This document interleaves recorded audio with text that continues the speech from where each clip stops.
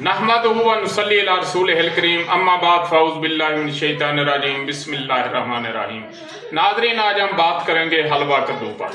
तो वीडियो सुनने से पहले आपसे गुजारिश है हमारे चैनल को सब्सक्राइब करें, लाइक करें, शेयर करें और बेल आइकन घंटी का बटन जरूर दबाएं ताकि हमारी आने वाली हर वीडियो आप तक पहुंच सके।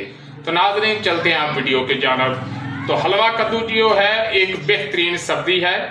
इसको जब काटा जाता है तो अंदर से सुरख या फिर पीले रंग का जो है वो गूदा होता है। तो इससे का सालन भी बनाया जा सकता है और इसका हलवा भी बनाया जा सकता है। तो इसका सालन जो है ये पेट को नरम रखता है और प्यास को बुझाता है।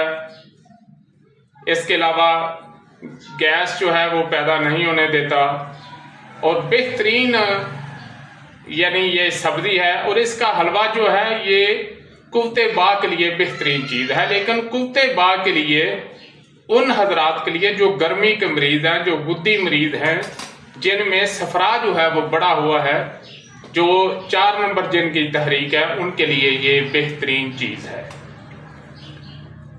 तो दूसरा, जिन बच्चों के पेट में गर्मी के सबब जो कद्दू दाने पैदा हो जाते हैं, यानी जैसे मलापो होते हैं, ये 3 किस्म के पेट में ना कीड़े होते हैं।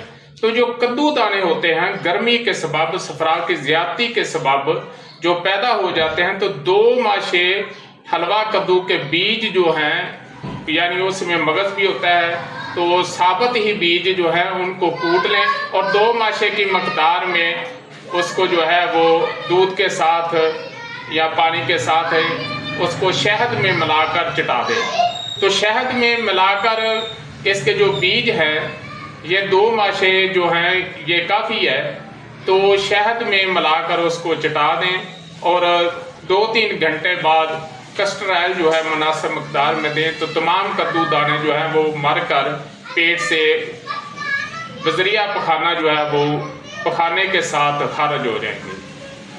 तो हलवा कद्दू जो है वो बेहतरीन एक सब्जी है। इसका इस्तेमाल जो है गर्म मिजाज वालों के लिए बेहतरीन है। उनको बहुत ज़्यादा इसको इस्तेमाल करना चाहिए।